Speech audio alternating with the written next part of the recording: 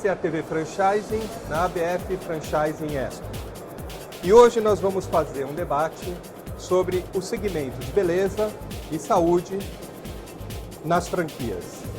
Comigo aqui estão a Daniele Van Straten, da Depil Action, o José Carlos Semenzato, do Instituto Embeleze, e a doutora Carla Sarni, da Sorridentes. Obrigado pela presença de vocês. Obrigado a vocês. Obrigada a você. Eu vou começar falando um pouco sobre a expansão do consumo de beleza e de saúde no Brasil, que é evidenciado por todas as pesquisas, inclusive do IBGE, mas são várias, são inúmeras. E quando a gente tem um mercado em franco crescimento como esse, a gente não pode pretender que outras pessoas não estejam de olho nesse mercado. Eu queria saber quais as estratégias das redes de vocês para consolidar o crescimento sem perder essa grande oportunidade, ao mesmo tempo em que vocês desenvolvem um trabalho de qualidade para não permitir que os concorrentes entrem no raio de ação de vocês. Você quer falar um pouquinho, Daniela? Eu acho que nesse caso a palavra é inovação, né? A inovação ela é fundamental, principalmente para as empresas pioneiras, líderes de mercado, porque ela traz o segmento junto com ela.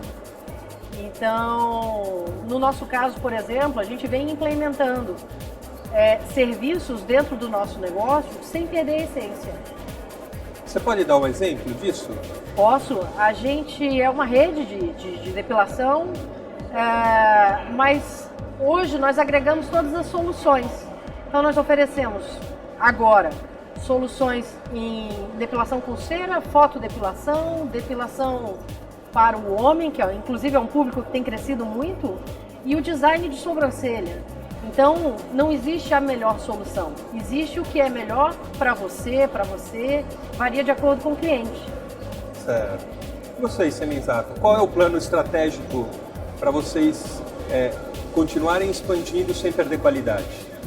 Eu vejo que a forma mais adequada de você se proteger, né, num segmento tão competitivo como esse segmento de beleza, que cresce a mais de 2 dígitos anos, né, e composto por indústrias, inclusive internacionais, que estão aqui no Brasil e que lideram, inclusive.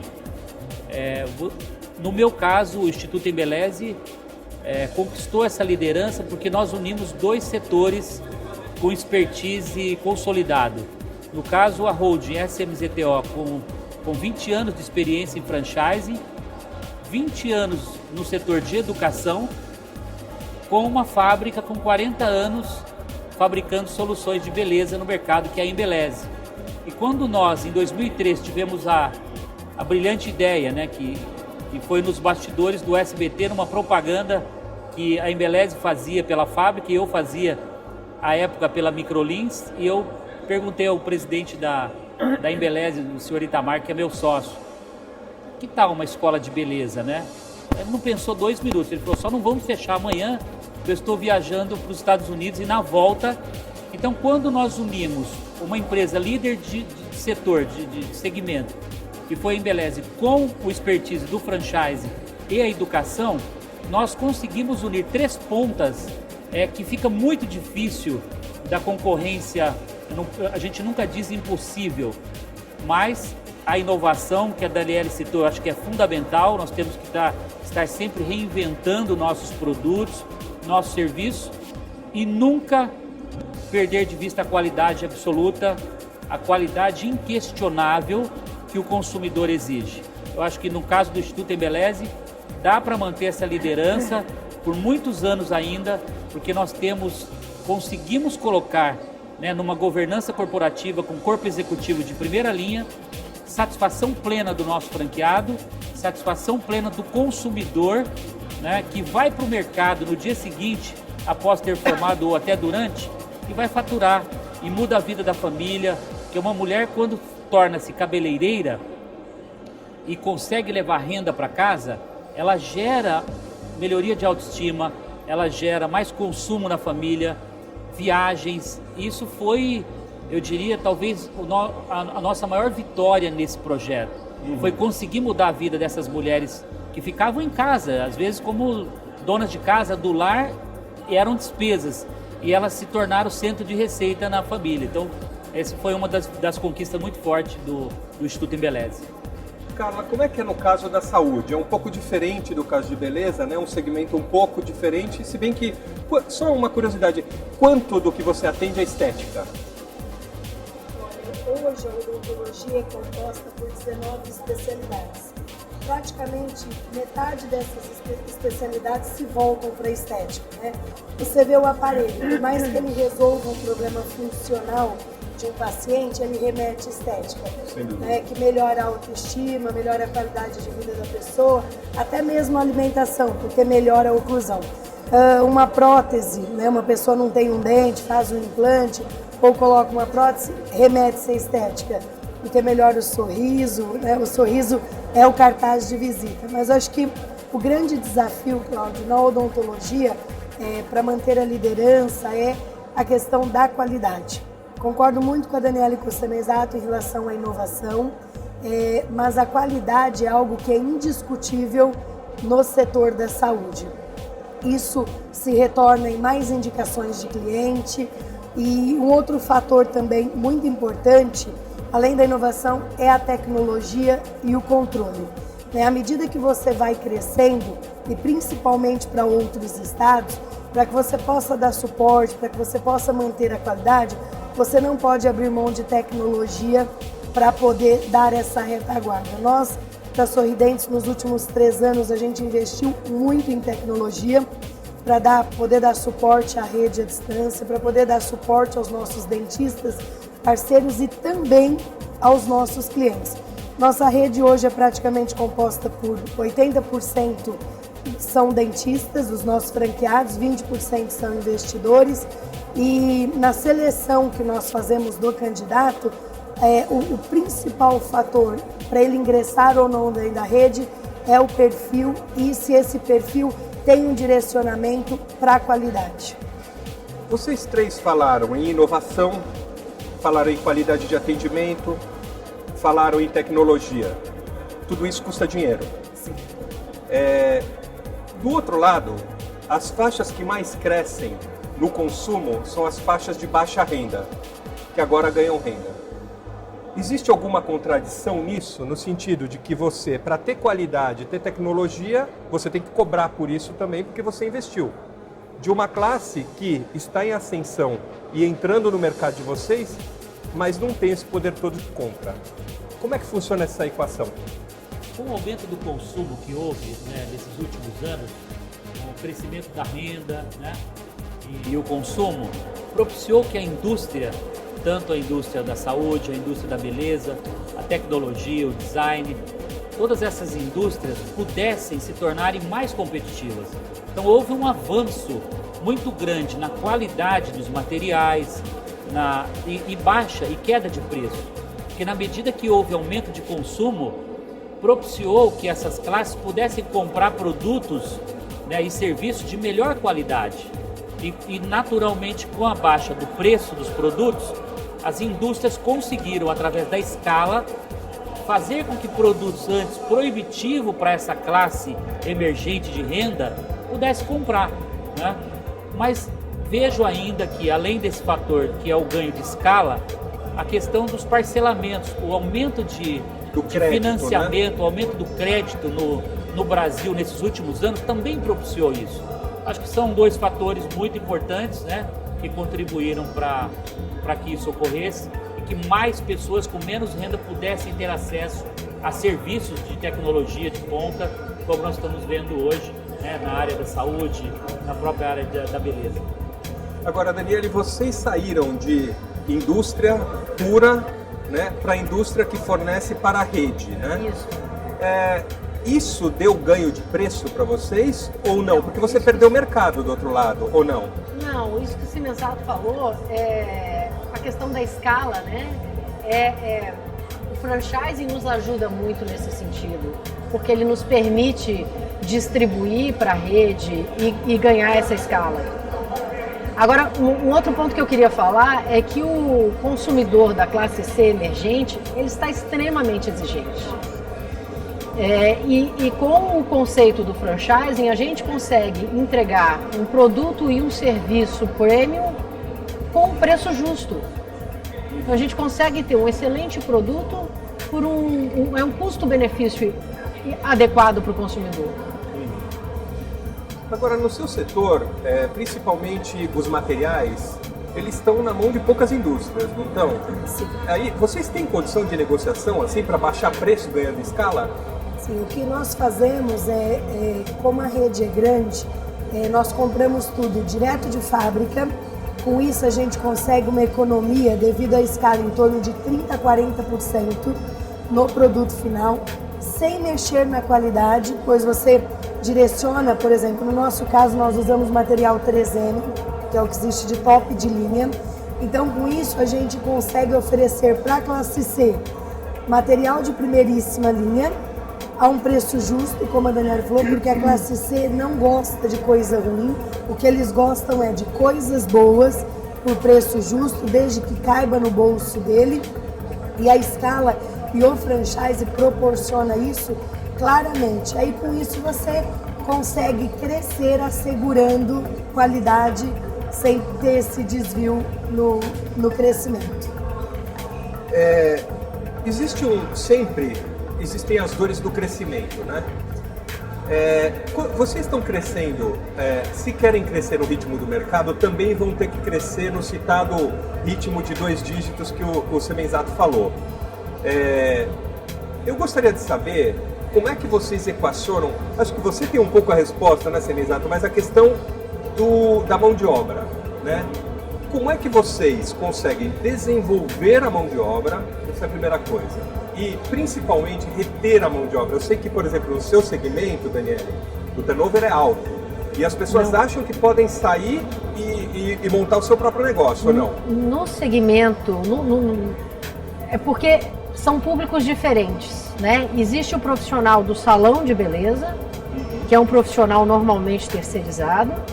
Existe o profissional que nós construímos dentro da Depil Action, que é um profissional que veio do mercado de trabalho não capacitado e foi capacitado dentro da rede. Então esse profissional que aprende a técnica, que se profissionaliza dentro da própria rede, ele a gente tem um baixo turnover com ele, porque ele incorpora a essência da marca. E isso é muito trabalhado, porque a gente repassa a nossa técnica, o nosso sistema operacional para o franqueado, e o franqueado repassa para os seus colaboradores. E aí repassa junto a essência da marca. Com isso a gente consegue reter esse talento dentro da empresa.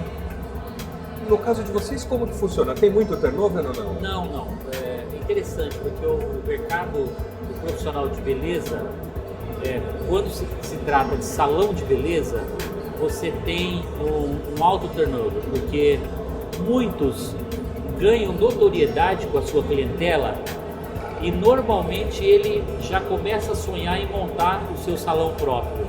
E é o tamanho do crescimento do número de salões que ocorre de forma exponencial. Nós estamos falando em coisa de 500 mil salões de beleza no Brasil, alguma coisa assim. Uma enormidade. Chega a ser gritante. Porém, no nosso negócio, quando você oferece um plano de carreira, um salário fixo e mais um bônus produtividade por retenção de alunos em sala de aula, além da questão emocional, que o cabeleireiro passa a ser um educador, ele começa a ajudar a mudar a vida das pessoas para melhor. Então ele, como era um cabeleireiro, ele se torna um educador, um mestre, ele passa a ser respeitado e admirado como tal. Isso faz com que ele perenize na função. Então nós não temos dentro dos Instituto Embeleze alto turnover, pelo contrário, são professores que estão conosco desde o início e raramente você tem a troca, né? E acredito também que isso é propiciado por uma boa política de plano de carreira que a rede implementa e pelos treinamentos, reciclagens que a gente promove constantemente, que é o que fideliza e mantém, né? Então dá para perceber que cada segmento da beleza e um pouco da saúde, a gente vai perceber que existem variáveis diferentes, né? E que cada franqueador, né, tem que tentar buscar a melhor receita para conseguir realmente fidelizar esse seu colaborador. Agora, está claro, na maioria dos segmentos no Brasil, nesse momento, uma alta competitividade na busca pelos melhores. Isso está gerando inflação de salários, está gerando, né, aumento de custos para a gente todos os dias, principalmente nas franqueadoras, né? Provavelmente que isso esteja ocorrendo com as nossas colegas aqui também, porque é natural. Se você quer reter os melhores talentos e as propostas não param de chegar, a gente tem que estar... que é o mercado que regula, né? E nunca deixar eles pedirem aumento, né? A gente tem que estar sempre surpreendendo, porque eu costumo dizer que o dia que eles vêm pedir aumento é porque já foram embora, não tem mais jeito. Agora, Carla, a sua situação é um pouco diversa, porque você tem já um profissional trabalhando na franquia que ele já é muito capacitado. Você não está falando nem do cirurgião dentista, você está falando do especialista já, né? Sim. E aí, tem turnover ou não? Então, o nosso negócio ele é composto por duas equipes, né? Tem a equipe dos doutores que estão nas clínicas, que aí nos 18 estados são mais de 4.500, e são especialistas em diversas áreas que ocupam uma cadeira lá, às vezes 3, 4, 5 vezes por semana, e ele conquista através da Sorridentes uma carteira de clientes. Nós temos dentistas hoje, especialistas que estão com a gente há 15, 17 anos. Por quê, Cláudio? Quando ele se identifica com o negócio, o profissional da saúde ele tem uma coisa muito grande que é assim, a questão dos valores dele. Por mais que ele esteja ganhando dinheiro, se ele estiver trabalhando num lugar onde os valores dele é diferente daquilo que ele está executando, ele não fica. Então, como eles são praticamente nossos parceiros, nós não interferimos tecnicamente, deixamos que ele exerça a odontologia da qual ele aprendeu, da qual ele se especializou, ele se sente acolhido, ele faz parte do negócio e com isso ele fideliza. Ele não só fideliza, como ele traz os colegas. E o melhor de tudo é que a maioria das franquias novas que nós vendemos é para os próprios dentistas que trabalham conosco. Ou para eles, que já fazem parte da equipe, ou para colegas ou amigos que eles indicam. Eu acho que turnover, eu concordo com você, com a Daniela, está muito relacionado à gestão, né? Ao que você oferece, aquilo que ele passa no dia a dia. E a questão a outra parte da equipe são as recepcionistas, esterilização, né, o pessoal da limpeza. E aí a gente capacita bastante treinamento, principalmente também treinamentos à distância, para ele não ter que ficar se deslocando o tempo todo do ambiente de trabalho.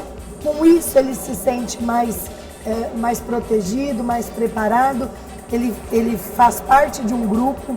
Isso agrega muito valor para ele com todos esses cursos, todos esses treinamentos, e eles vão ficando. E hoje nós temos várias meninas que trabalham na esterilização, que cuidam da biossegurança da unidade, cursando odontologia. Então nós temos um programa de incentivo para que elas se tornem futuras dentistas. Continuando a falar sobre capacidade de crescer, né, a um ritmo acelerado, vocês, no planejamento de vocês têm em mente crescer com caixa próprio, tá certo? Com a própria geração de caixa, ou vocês se financiam, porque hoje o crédito existe, né? Ou vocês se financiam, tem nos planos se associar ao mercado, abrindo capital, ou encontrando sócios, vocês pensam em fusões, vocês pensam em aquisições, como é que vocês vão ganhar mercado nessa velocidade? Eu acho que nesse caso vai muito do momento que a empresa está vivendo, né? Num primeiro momento, no meu caso, a gente cresceu com recurso próprio e continua crescendo assim, mas não deixa de pensar nas outras possibilidades. A questão da fusão é uma tendência mundial, a gente acompanha o mercado, tem acontecido muito, abertura de capital inclusive, e é algo que tem crescido, não muito comum ainda no nosso segmento, mas é bastante comum em outros segmentos. Eu acredito que o colega aqui já tem mais experiências aí no assunto e pode nos ensinar um pouquinho sobre isso, né? Na verdade, já vivi algumas experiências, né, em fundos, e hoje eu diria que estou bastante experimentado e preparado, né, para viver esse momento que eu estou vivendo hoje. Eu tenho uma holding com 12 marcas e que deve chegar a 15 marcas esse ano. Isso não quer dizer que ter quantidade é o mais importante. Eu acredito que para se pensar em ter um bom EBITDA consolidado, eu tive que fazer algumas escolhas. Por exemplo, ter participação acima de 50% em todos os negócios que eu participo, para que eu pudesse consolidar o balanço na minha holding, né?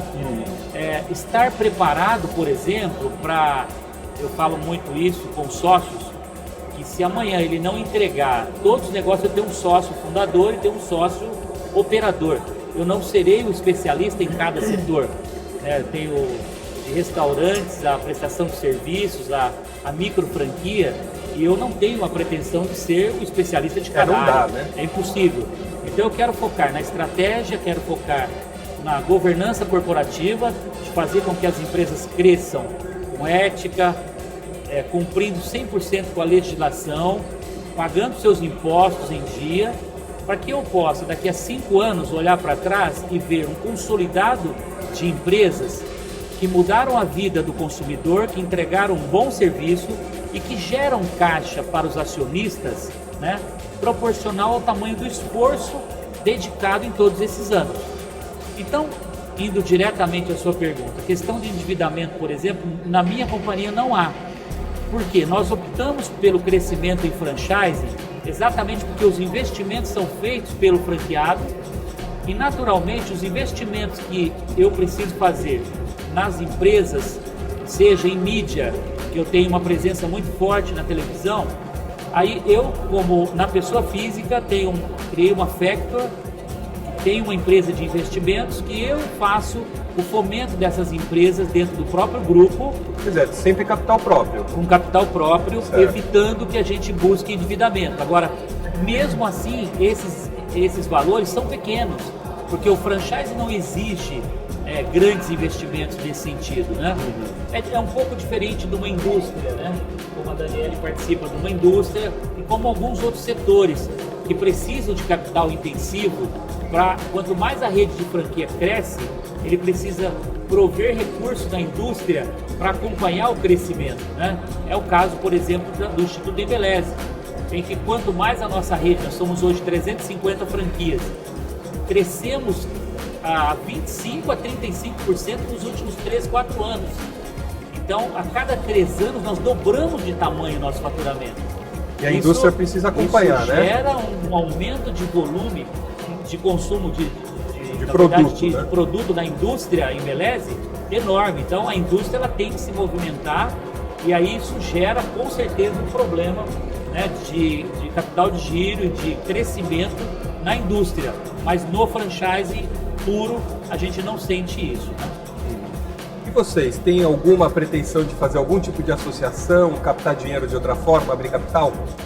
Então, Cláudio, nos últimos anos a gente vem sendo bastante procurados por fundos, por investidores, mas o que aconteceu? Até 2009, a empresa era comandada por mim e pelo meu marido, uma empresa familiar. Aí eu comecei um processo de profissionalização, né, trazendo diretores de outras empresas grandes que pudessem nos ajudar a profissionalizar a empresa. Este ano nós estamos acabando de consolidar essa profissionalização com outros 2 grandes executivos que vieram fazer parte do grupo, e com isso a gente agora se sente preparado para receber um parceiro, porque até então a gente ainda tinha muita lição de casa para fazer, né, muita coisa para organizar. O nosso foco principal é atender bem o nosso franqueado, então em nenhum momento nós deixamos de atender o nosso franqueado para só fazer o serviço interno. Nós fomos fazendo as coisas em conjunto e agora a gente espera trazer, né, um parceiro para para a franqueadora, para que a gente vá para o tamanho que nós desejamos, que é chegar a 500 unidades até 2017, mas dentro daquele padrão que eu te expliquei, né? Selecionando e qualificando quem entra. Aí a gente às vezes brinca lá na franqueadora e diz, né, que não basta ter dinheiro para poder entrar na rede, ele tem que ter perfil para fazer parte, porque senão depois você paga esse preço lá na frente. Você faz uma expansão muito agressiva e lá na frente você tem que voltar para trás arrumando, né, o estrago que foi feito. Então, esses são os nossos propósitos. Agora, eu vejo, por exemplo, que existe um mercado com demanda reprimida ainda e em crescimento. Eu vejo que o turnover parece que não é tão alto quanto eu imaginava que fosse no segmento de vocês. Eu vejo que não existe a questão da indisponibilidade de capital para fazer essa expansão. Vocês não têm problemas? Ninguém tem problema aqui? Eu queria saber qual é o problema do negócio, né? Nós estamos falando de 3 líderes de setor aqui e que possuem negócios já consolidados, né? Quando você olha para as marcas e para os franqueadores aqui, agora, se a gente analisar marcas que estão nascendo, por exemplo, eu tenho 12 marcas, das quais 5 são marcas que eu diria que estão surfando no topo da onda, né? Uhum. Porque realmente foi feita uma lição de casa e elas têm, eu diria, quando você acerta na veia, você une uma necessidade de mercado, você une as competências, como eu disse aqui, de cada um, e você escala um bom time, né? Mas você tem marcas com dificuldade de penetração. Então, por exemplo, eu estou preparado para em algum momento dizer para o meu sócio operador, olha, muito obrigado pela alegria de tê-lo como sócio até hoje, mas toma aqui, por R$1 eu quero te entregar os meus 60%, 70%, 51%, toma aqui, seja feliz, porque o seu negócio não permite que eu cresça ao tamanho da necessidade ou do tamanho do sonho que eu tenho. Então, essa é uma caixinha de surpresa que, por mais que o feeling de 20 anos do Semenzato, a competência de ter criado 2 redes grandiosas... Isso já aconteceu, Semenzato, ou não? Você já entregou ainda as não, marcas? Certo. Mas, como um fundo privado, eu tenho que estar preparado e falo claramente para os meus sócios, eu faço reunião de conselho todo mês com todos eles, eu passo um dia inteiro discutindo os problemas de franqueados, problemas de mercado, problema de produto, e eu sou transparente com eles. Eu falo, olha, ou esse negócio vai entregar exatamente o que o consumidor quer, vai entregar as margens que eu como investidor preciso e que você como sócio precisa para ser remunerado, ou então não tem negócio, porque a cadeia no franchise tem que ser equilibrada. O dia que eu, franqueador, ganhar dinheiro, como a gente sabe do mercado, e isso a gente está sempre conversando, aqueles franqueadores que são exploradores de crescimento de mercado, crescem a qualquer preço, como a doutora Carla falou, exploram o investidor que não tem experiência e coloca o dinheiro dele num risco absurdo e estão ficando ricos recebendo taxa de franquias. Isso, lá na frente, o preço que você paga por isso, não é só o preço da quebra dessa marca ou desse franqueador, é o franchise que é colocado em risco.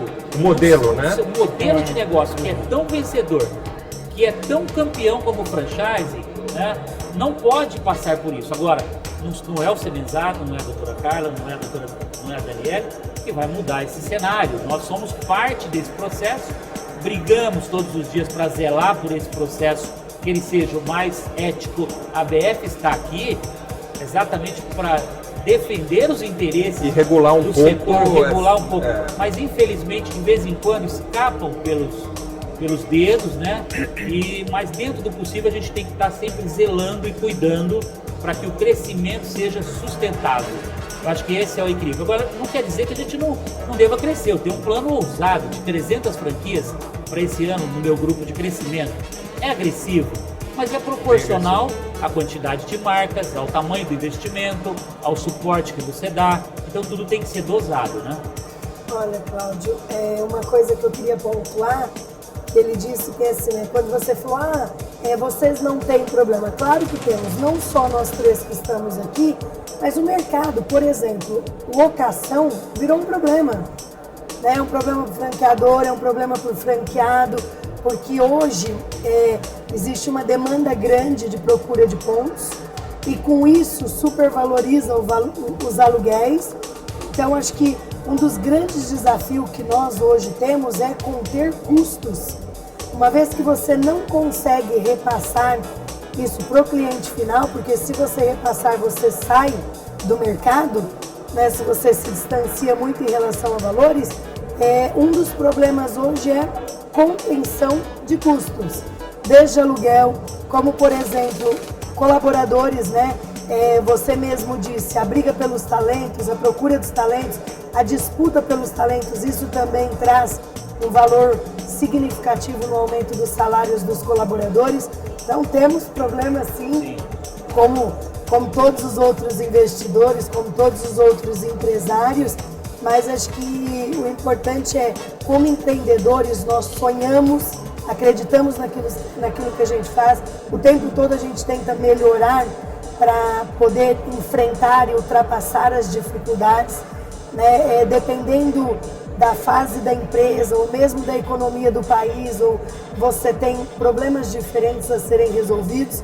Então eu falo que são gargalos, né? Quando você resolve um e fecha ele, logo em seguida aparece outro novo. E aí é que está o grande papel do líder, do gestor, em encontrar meios e formas de resolver isso e trazer tranquilidade, né? Transparência para o mercado, tranquilidade para a sua rede e continuar crescendo dentro daquilo que você planejou. Mas é um trabalho árduo e que precisa ser feito todos os dias. E o outro problema que eu vejo, que nós comentamos e que para mim, no meu setor, que eu precisei passar a fazer investimentos que eu não fazia antes. Como hoje tem muitas faculdades de odontologia no país, muitas saem com profissional altamente qualificados, mas infelizmente, não só no franchise, mas também nas faculdades de odontologia, saem profissionais que deixam a desejar. Então hoje nós estamos tendo que investir em capacitação, tá? De colegas parceiros, onde eles saem com uma defasagem mesmo após uma especialização. Então era um custo que nós não tínhamos há 4, 5 anos atrás. E vocês estão treinando esses profissionais? Na verdade, nós estamos proporcionando oportunidades para que ele continue se capacitando. Então eu vou dar um exemplo aqui para você. Aparelho autoligado, que é o que existe de mais moderno hoje em aparelhos. Nós não poderíamos ficar fora do mercado. Hoje nós somos líderes em autoligados no país. Para quem está nos assistindo entender, um paciente que usa um aparelho convencional geralmente dura de 2 a 3 anos. Com autoligado você leva metade do tempo. Só que também você faz manutenção de 3 em 3 meses. Você não precisa ir ao dentista todos os meses. Como é que a gente fez para trazer uma inovação dessa e enfrentar o problema da capacitação? Fechamos uma parceria com a 3M e aí a 3M nos forneceu o aparelho top de linha por um preço justo. E com isso, o que nós fizemos? A 3M, junto com a Sorridentes, contratou os melhores professores que existiam no país em capacitação de aparelho autoligado e todos os nossos dentistas especialistas em aparelhos, ortodontistas, puderam fazer essa atualização, essa especialização sem nenhum ônus. Então é dessa forma que a gente vai enfrentando e aprimorando e melhorando a cada dia. E o que é que te tira o sono, Daniela? Pois estava aqui pensando. Bom, eu hoje tenho um desafio muito grande, né? Porque nós começamos a internacionalização com 2 lojas na Venezuela.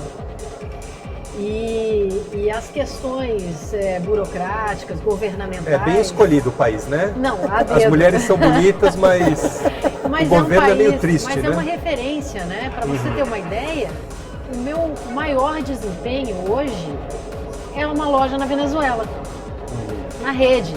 Então, de 85, o melhor desempenho está lá na Venezuela. E é um país de mulheres muito vaidosas. Tem um mercado fantástico. A gente perfeitamente já poderia ter 20 lojas lá. Se não fosse todas as dificuldades, todas as barreiras governamentais. Então, eu acho que esse é um ponto. E o outro ponto que eu cito é a questão, por exemplo, a gente enfrenta uma dificuldade muito grande porque agora existe a nota fiscal eletrônica para serviço. Só que a nota fiscal eletrônica para serviço gera o ISS, que é cobrado pela prefeitura. Acontece que cada prefeitura tem um layout de nota fiscal. Custa fazer um layout único para o Brasil? A gente teve que investir no desenvolvimento de layout específico para cada município. Quantos municípios tem o nosso país? Mais de 5 mil. Pois é, desnecessário. Então essas questões burocráticas, tributárias, governamentais, para mim é o que tira o meu sono. Toma a maior parte do meu tempo, é tentar entender como é que isso funciona. Eu queria voltar a uma questão que a Carla falou, que é a questão dos pontos, né? Porque isso provavelmente é uma barreira à expansão de qualquer rede, né? Vamos falar um pouquinho de geografia, até porque a gente conversava antes do debate e você, Daniela, você me contou que você sai de Santa Catarina, vai para o norte, primeiro foi descendo. E que se você tivesse entrado primeiro para São Paulo, provavelmente você não teria sido bem sucedida. Isso. Eu queria saber o seguinte, com esse aumento do preço do aluguel, e por outro lado, você vê, por exemplo, os grandes grupos de shopping centers, tem 120 shopping centers a serem lançados nos próximos anos. Muito provavelmente em cidades do interior do país, em grande parte. Para onde vocês estão crescendo geograficamente e por quê? Pode começar primeiro. Nós procuramos crescer em espiral. Então, a nossa marca hoje ela está muito consolidada no estado de São Paulo. Só para você ter uma ideia, Cláudio, na Grande São Paulo nós temos 104 unidades. Apesar de nós estarmos em 18 estados, este ano nosso grande foco é o Rio de Janeiro. Por quê? Porque quanto mais unidades nós temos no Rio de Janeiro, isso nos proporciona uma diminuição de custo, porque você concentra a tua expansão. Isso também nos traz ganho de escala no Rio, visibilidade para a marca. Só que o Rio talvez... É dos aluguéis mais caros do Brasil hoje, né? Bom, você disse acho que deve perder para o Distrito Federal só. Na minha opinião, quando tem. É o maior desafio. No Rio de Janeiro, para você ter uma ideia, uma loja de 200 metros quadrados, um proprietário chega a te pedir 500 mil de luvas, 900 mil de luvas, mas a gente está deparando com uma coisa lá que é assim, Cláudio. Esse proprietário do imóvel que cobra algo que não é cabível no bolso de ninguém, ele fica muito tempo com o imóvel dele desocupado, até que chega um momento que ele passa a entender que o que ele está pedindo e o que ele está propondo não é realidade para o mercado. Então nós já tivemos casos no Rio de Janeiro, praticamente todos até agora, onde nós conseguimos pegar pontos. Devido ao investimento grande que nós fazemos em obra, que é em torno de R$200 mil, onde o proprietário repensou na atitude dele e se propôs a negociar uma negociação que fosse factível para os dois lados. O Rio de Janeiro, eu posso te dizer que é um mercado fabuloso, que na minha opinião é o segundo melhor do país, mas lá o ponto é assim, sem sombra de dúvida, o maior desafio que existe hoje para qualquer franqueador, para qualquer mercado a nível nacional. Tem muita procura, pouca oferta e traz aquilo que eu falei anteriormente, uma demanda de aumento de preço muito grande.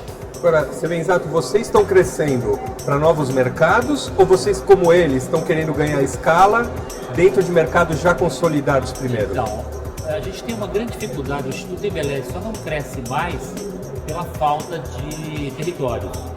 Nós estamos com 350 escolas, nós estamos praticamente com o Sudeste, Sul, todo fechado. Para onde nós temos que ir? Você diz que a gente não tem problema, esse é um dos problemas. Chegar nos municípios com menos de 100 mil habitantes. Eu já tenho um modelo de negócio vencedor, campeão, mas conseguir chegar nessa cidade pequena e encontrar esse investidor é o grande desafio. E aí nós já fizemos mídia de TV regionalizada, nós já fizemos workshops no interior e são cidades distantes uma da outra.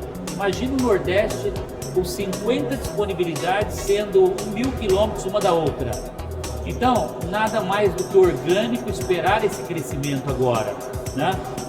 Eu não tenho problema de ponto no Instituto Embeleze, porque a nossa escola pode estar no segundo piso.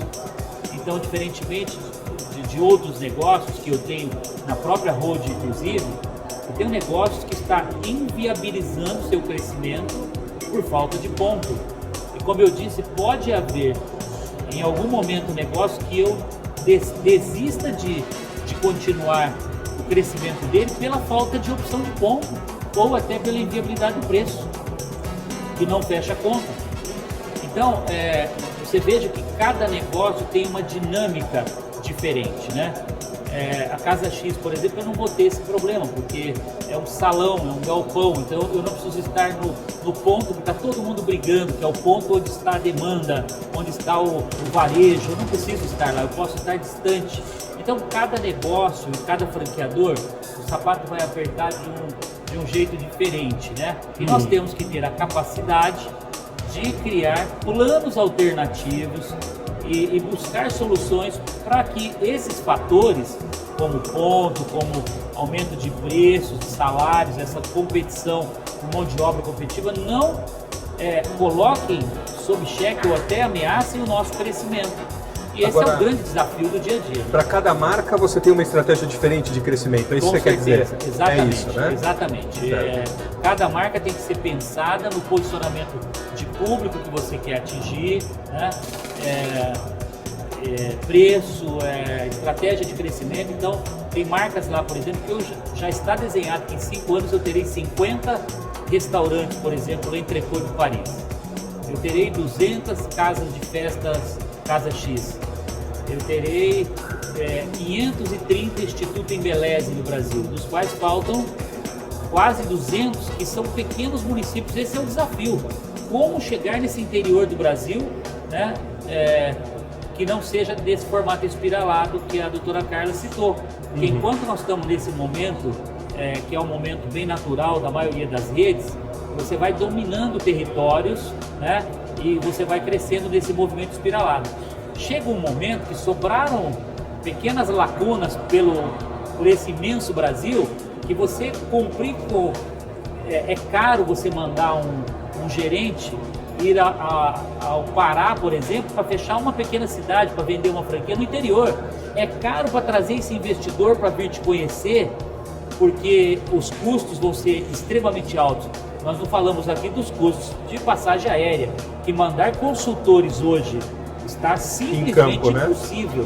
Então, ou nós vamos criar as TVs corporativas, usar o segmento satelital, usar o web para levar os nossos treinamentos para os franqueados, ou então quem não entrar nessa tecnologia vai estar fora do mercado, porque está simplesmente proibitivo. Hotel e passagem aérea hoje, alimentação, são três cenários que estão aumentando nossos custos de suporte que tornam-se inviáveis. Esses são talvez os nossos maiores desafios, né, que temos pela frente. Você imagina eu começando com uma loja lá em Belém do Pará, há 15 anos atrás, né? Que a nossa estratégia... E a logística está muito... E a logística, que como o meu negócio não existia há 15 anos atrás, não existia uma casa especializada em depilação há 15 anos atrás. Existia depilação em salão, que era o agregado, né? Mas a casa especializada, uma loja de 80 metros quadrados, que faz só depilação, não existia. Então a gente sai de Santa Catarina, vai para Belém do Pará e mantém toda uma estrutura lá e começa a crescer. Do norte para o nordeste, para o sudeste, centro-oeste e aí por último, São Paulo. Por quê? Porque São Paulo é terra de gigante. Eu pequenininha, aqui em São Paulo, aquela hora conversando contigo, eu falei, olha, era muito mais fácil eu ganhar mercado, ganhar massa muscular para depois chegar em São Paulo. Então, respondendo a tua pergunta, a nossa estratégia agora é crescer dentro de São Paulo, mas crescer de uma forma diferente, né?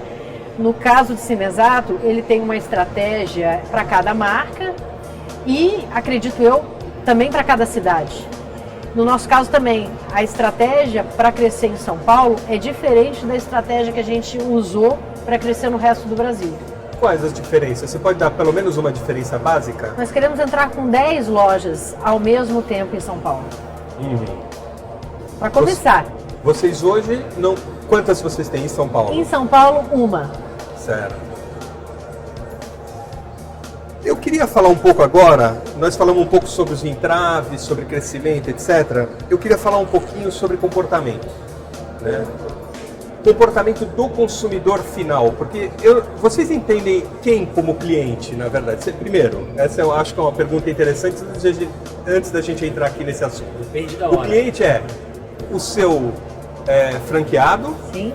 Ou o cliente é o cliente final, ou os dois são clientes, um é mercado e o outro é cliente, como é que vocês encaram? Todo stakeholder é cliente, né? O nosso colaborador é cliente, o nosso fornecedor é cliente. Então, existem escalas diferenciadas. Certo. O franqueado, ele tem que ser visto e tem que ser tratado como cliente. Eu acho que é uma parceria, mas é uma parceria, de certa forma, onde o franqueador, ele deve promover ações para esse franqueado crescer localmente. Então, o foco, horas tem que ser no cliente franqueado, horas tem que ser no cliente final, mas todos os stakeholders são clientes. Quem é seu cliente, Cibizar? Meu cliente é o consumidor final, é aquele que todo dia experimenta o nosso serviço ou o nosso produto, é aquele que interage com a nossa marca, é aquele que devolve feedback positivo ou negativo, dependendo da experiência que ele tem durante o uso, na aquisição daquele serviço ou produto. Mas, como disse a Daniela, nunca podemos perder de vista que esse cliente interno, tanto colaboradores quanto franqueados que nós temos que tratá-lo também como cliente, não com aquele enfoque do consumo e da experiência do serviço, mas tê-lo como um grande disseminador e polo transmissor do conhecimento, da experiência que nós queremos chegar. Veja você, não basta nós lançarmos um produto campeão, um serviço maravilhoso, levarmos ao consumidor, se durante o processo que esse produto ou serviço foi chegar no cliente final, o nosso cliente interno não foi capacitado, treinado, preparado. O que vai acontecer? Será um desastre, com certeza. Porque esse produto vai chegar lá na ponta sem as vantagens competitivas que nós criamos e definimos, a abordagem será totalmente, eu diria, fora do contexto, né? E podemos, inclusive, matar um produto ou um serviço por falta de um treinamento do nosso cliente interno. Então, penso que o franqueador precisa ser inteligente, conquistar primeiro o cliente interno dele, que são colaboradores e franqueados, porque naturalmente ele ganhou um exército favorável que vai ajudá-lo a conquistar o cliente consumidor final, né? E esse cliente consumidor final, na minha ótica de pensar, ele é Deus, e ele manda, e se ele quiser, ele acaba com a nossa empresa a hora que ele quiser. Então eu respeito muito esse cliente consumidor final. Nós temos, a gente vê da mesma forma, cliente interno e cliente externo. Na Sorridentes nós entendemos que os clientes internos são nossos colaboradores, são os nossos franqueados principalmente, e também os nossos dentistas parceiros não deixam de ser nossos clientes, porque nós entendemos que ele transmite aquilo que ele recebe em casa, né? Então, não tem como você entregar para o cliente externo, para o cliente final, algo bom, se você não proporciona isso para quem está na frente do negócio, que são os franqueados. Então, a gente fala muito o seguinte, olha, aquilo que nós fizermos pelos nossos franqueados será o que eles vão fazer pelos pacientes lá na ponta. E o cliente externo é muito claro para a gente. Todo mundo neste país que tem necessidade de um tratamento odontológico, que precise, né, de um tratamento odontológico, está aí para ser nosso cliente, nós vemos como potencial cliente. Então, eu estou me referindo nesse momento àquele cliente final, ao consumidor final. Na questão do comportamento, para a gente terminar aqui o nosso papo, eu queria que vocês... Porque me parece que cada vez se dissemina mais os conceitos de que higiene e beleza são saúde. E que saúde também é beleza, né? Até porque para ter saúde é preciso ter higiene, limpeza, etc.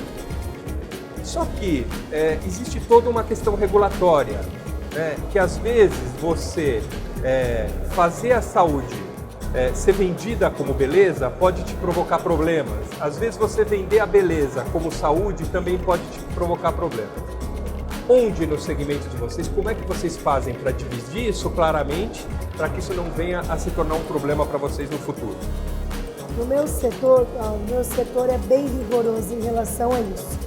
Né? Nós somos regidos por um conselho ético, né? Por um código de ética, que é onde quem controla é o Conselho Federal de Odontologia e os CROs estaduais e regionais.